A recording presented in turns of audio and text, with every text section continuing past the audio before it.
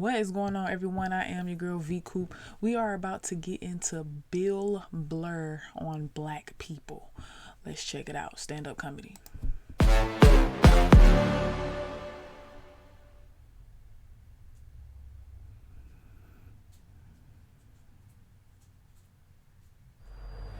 It's nice to be back here down in the South, man. I had a real weird experience last time I came down here. I was in Nashville, right? Sort of an awkward social situation, right? I'm sitting at this bar. There's this white dude sitting like 2 stools away. I don't know him. Where he from, y'all? Let me know where he from. He talking about the South. He doesn't know me. And that Terrell Owens story was in like sports news. So I try to make conversation. I'm like, man, look at this guy. This guy just signed a $40 million contract. He's already bitching, man. How much money do you need to make? And the dude looks at me. He's like, you know what $1 billion? I say? And then he looked over his shoulder, which I now know is the telltale sign that the N-word is coming, and it's coming hard. Oh yeah, it's not gonna be pronounced with the A, it's gonna be with the R, and he hit the R, he like stuck the landing. There was like a dismount, Klan members high-fiving in the background, like doing the wave. Just out of nowhere, so now immediately I'm looking over my shoulder like, dude, what the hell are you doing? You know what I mean? I'm waiting for like this hail of black fists to come raining down on top of me. I hate when people do stuff like that. That dude made me part of like a potential ass kicking that I had nothing to do with. You don't do shit like that. He just had that word, hot potato, just threw it in my lap. Like, trying to pass it down to the next white dude. I hate when people do that, man. You know, it's like, dude, feel me out first. Ask some questions. Do you like to fish? Have you ever fucked your sister, right? I start rattling off answers, then you go old school. You give me a pamphlet, you tell me about your militia. Don't just dive into it. That dude was one of the angriest people I ever met. I should have known that word was coming, because he was just watching Terrell, right? Anytime I would bring up, look at man, that guy's talking trash, he would just like flip out. He won't shut up! You know those people get like so mad they're not even looking at you? Their eyes are up, you just shut up! Very, very, very first time ever hearing Bill Burr. Up and play the game! You know what's funny? I don't even like Terrell, but now I love the guy. Because every time I see him talking trash, I know this idiot in Nashville is just losing his mind, like kicking over his kitchen TV. Shut the fuck up! Actually, I got a couple of friends of African persuasion, and I gotta get rid Oh, so he do this a lot. So it's just different clips put together. of him, man. I gotta admit to you. I'm finding I'm spending too much money on clothes, hanging out with them.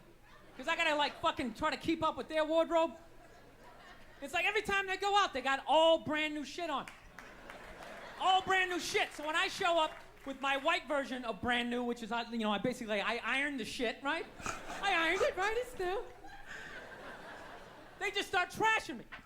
I can't keep up with them, man. They got like It's definitely a difference between new and clean. fucking 58 pairs of sneakers. Ever notice that shit? Like every color fucking Timberland? And I don't give a shit what fucked up color their shirt is. They got a pair of shoes to match it and a hat. I'm not the That's actually stereotypical funny. though. You know what? That's actually how I judge black guys now. When I first came to the city, like all black people scared me. No, I was like the typical white dude from like the suburbs, you know what I mean? Had no frame of reference, you know? So my only frame of reference with black people was like remember those early 90s gangster rap videos? Throw the fucking LA riots in there, man. It was fucking horrible PR. I'm watching the videos, look, he's got a nice car, he's got all the women, and he's still fucking mad. These black dudes are never happy. But after It's the difference between being not happy and institutionalized. 10 years of living in the city, this is how I narrow it down. Whether a black dude scares me or not. Black dudes with dirty sneakers scare the fucking shit out of me. They say the same thing about women in headscarves. I figured out in my head, because I know from hanging out with them, that's the last shit that they're gonna let go. The immediate shit that they have on. So I think, you know, if his sneakers are fucked up, that means his life is fucked up. Damn. Every time he leaves his building, the whole neighborhood, oh shit! Everyone starts making fun of him.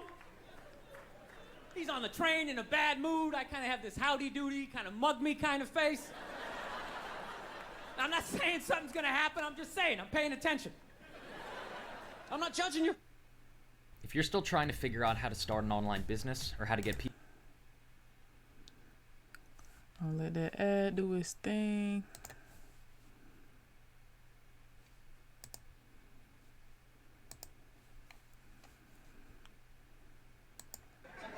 Not judging anybody.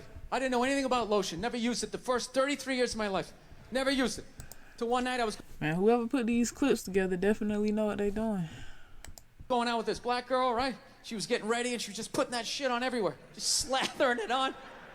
I thought she had like a rash or something. I'm like, what do you got, like poison ivy? What's going on with you?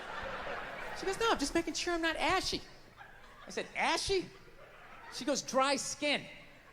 I went, wow. I guess I freaked her out a little bit because I was like, wow. She's like, well, white people get ashy too. I was like, yeah, you know, I don't think we do. Yeah, I've been alive for 33 years. No one has ever said, hey, Bill, you're looking a little ashy. I never even heard that word until you said it. She's like, you're an idiot. Stick out your arm. So I stick out my arm, and ever so gently, she just drags her nails down. This smoke starts coming up.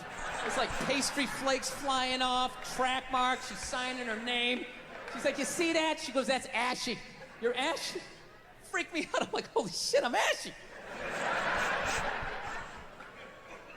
I didn't know anything about it. All I knew was that I always got itchy in the winter. Couldn't figure it out. Always got itchy in the winter. What the fuck do I get itchy? I thought it meant the bath towel was dirty. That's what I thought. And I would change it out and put a fresh one. Now I'm gonna be okay. Take a shower, dry off, fucking itching again. God damn it, I hate the winter. See that? That's why you gotta hang out with everybody. Yeah. There's too much information in the world, and every group of people misses a little bit. Facts. White people totally missed the Lotion seminar at some point in history. I don't know if it's because we can't see it. You know, black people get ashy. It looks like they like leaned up against a chalkboard or something. You know, they can see it. They miss it. Their friends help them out. Like, look at your ashy motherfucking elbow. What is wrong with you? Right? We miss that shit the way black people miss the whole register your weapons summit. Right? Just never got the information. The amount of rappers who've been busted for the unregistered Glock in the car just blows my mind. It's like, why would you do that to yourself? Do you just want to make an album over the phone? Is that what it is? Wow. Is that like the new auto-tune or some shit? I don't know. No, it breaks my heart every time I see it. I just think, God, if he just had one white friend. If he just had one white friend in his entourage, dude would have been sitting there going like, is that thing registered? You out of your mind? Dude, get it out of there. Get it out of there. Yeah, it's illegal. That's like fucking 3 to 5 mandatory. Dude, how do you not know that? That's the question. How do you not fucking know that? This guy's got unregistered. Okay, don't believe in these myths. Black don't crack. It's bullshit. They all put lotion on like every 20 minutes during the day. It's ridiculous. They all got a giant oil drum of this shit at home. Every morning they wake up, they dump themselves in it, shake themselves off, and walk out the door absolutely glistening. Glistening! All right? So I sit down, and I'm watching this documentary as a white dude, which is what I am. I'm looking out my white head, watching this white shit. It's coming back into my white eyes, getting whiter by the fucking second. All right? Now, my wife, on the other hand, she's black, right? Now, I hate saying that because it makes it seem like I'm gonna start doing some stupid comparison jokes. You know, those dumb white guy, black guy jokes? And it's always like the white guy's like, oh, Jesus, I gotta do my taxes. Can this chair hold me? The black guy's always like, you need to loosen up. You gotta relax, man. You just gotta let it happen. All right?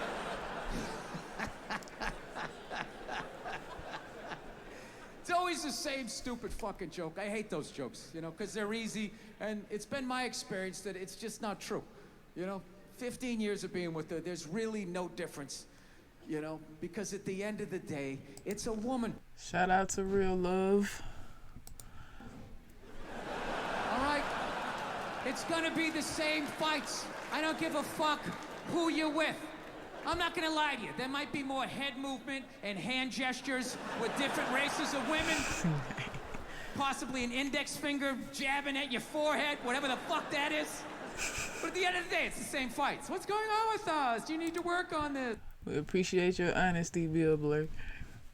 Why don't we communicate better, right? So she starts watching this shit as a black person, right?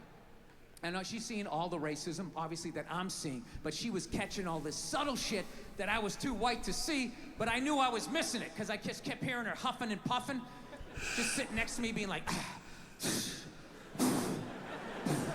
and I'm just sitting there like, okay, somebody did something. I don't know what just happened, but I don't think that was good. So right when I didn't think it could get any worse, it could get any more uncomfortable between the two of us, this fucking white dude comes on who evidently discovered Elvis. And he's like 190 years old, and he comes out, starts talking. He's just like, well, basically, I was looking for a white boy that could take the down and dirty, nasty blues and combine it with the pristine, angelic sounds of bluegrass. Yeah, that's what he was doing. He was subtly putting black shit down here while he was propping up the white shit. You know, the down and dirty, daddy not sticking around, drug-infested neighborhood blues with the Jesus as white as me, hair the color of the sun, angelic bluegrass playing music, right? So at this point, my wife has like fucking steam coming out of her ears. So I make a judgment call. I just fucking shut it off, right? And she looks at me, she's like, why did you shut that off? Why did you shut it off? I was like, because you're about 3 minutes away from yelling at me like I produced this music. All right? Just forget it. We'll watch something else. She's like, no, why can't we just watch the rest of this and then discuss it afterwards? It's like, I don't fucking do that. I just want to watch a documentary. I don't want to have a fucking lecture because of these fucking assholes. I didn't do anything. I'm just sitting here watching TV. And not to mention, we're just gonna get into an argument. She's like, well, why would we get into an argument? I'm like, ugh. All right, you know what? Because not for nothing, there was some black people in there saying some shit that I didn't agree with, you know? I'm not huffing and puffing. Yeah, I said that. Like a fucking idiot. And she just looks at me, she's like what black people? Like what black people that said what? And at that point, it's like you started the luge, right? You can't get off the fucking sled. Now you gotta have... It's over with. The argument, I'm like, fuck, here we go. Guess we're having this. And I'm like, all right, the black guy who brought up leg shaking, saying Elvis took leg shaking from us. It's like, really? Leg shaking? No, nobody thought to fucking do this? Black people came up with that? You telling me that? I'll even give you that. Let's say you came up with that, but where did that black dude learn how to do it? Didn't he watch some older black guy do it? But what, because he's the same color? He's not stealing, he's just carrying on the tradition. But if Elvis does it, oh, what the fuck? Now he's the biggest thief ever? That doesn't make any sense to me. She goes, no, you idiot. It's not about the leg shaking, okay? It's about, he appropriated a culture. He took all the music, he got all the money, got all the fame. He's called the king of it now, and he never gave a shit, not even a shout out. And I was like, all right. Fair enough. You made about 7 or 8 good points there that I can't refute. So guys, I did not know that. Give me some knowledge below on that comment right there. He appropriated a culture. I get it. You're right. She goes, fine, thank you. And I go, however, not for nothing, do I get mad at you when you get on a skateboard and you start going down the fucking street? Do I get all offended like, hey man, that's some white shit. Stop appropriating my culture, man. Some dirty white kid in Santa Monica came up with that, man. So she starts laughing. And I should have stopped there, but I'm a comedian, right? I'm like, oh, I'm getting a laugh. There's got to be a bigger laugh, so keep going, Bill. Let's come up with another example. So I'm like, yeah, do I get mad at you when you fly from LA to New York in under 6 hours? And she just, yeah. And she just stares at me. She's just like, that was fucked up. Paying attention. So I've been seeing this girl recently, this black girl, right? She lives up in Harlem, you know, gone out like 3-4 times, you know. First time we hung out in like the Village area in New York, you know, which is sort of like a racially mixed area. So shit was cool, you know what I mean? Second time we hung out was more like Midtown, you know? Then the third time, she called me at like 3:30 in the morning, and she wanted me to come up to her apartment, right? So it's 3:30 in the morning, she lives in Harlem, I look how I look, so it's a fucking situation. Yeah, because you know the deal, right? Basically, a white dude feels comfortable up to about like 98th, 99th Street, you know what I'm saying? The second the streets start getting into like triple digits, like 100, 101st Street, start getting like a little asthma, like, ah, fuck, it's starting to get a little high up here. You feel that little tightness in your chest? Can you feel that? 106th Street, you're like leaning on shit, like, dude, where'd all the cabs go? How come there's no taxis up here? Dude, what's a bodega? I don't know what that is. Let's get the fuck out of here.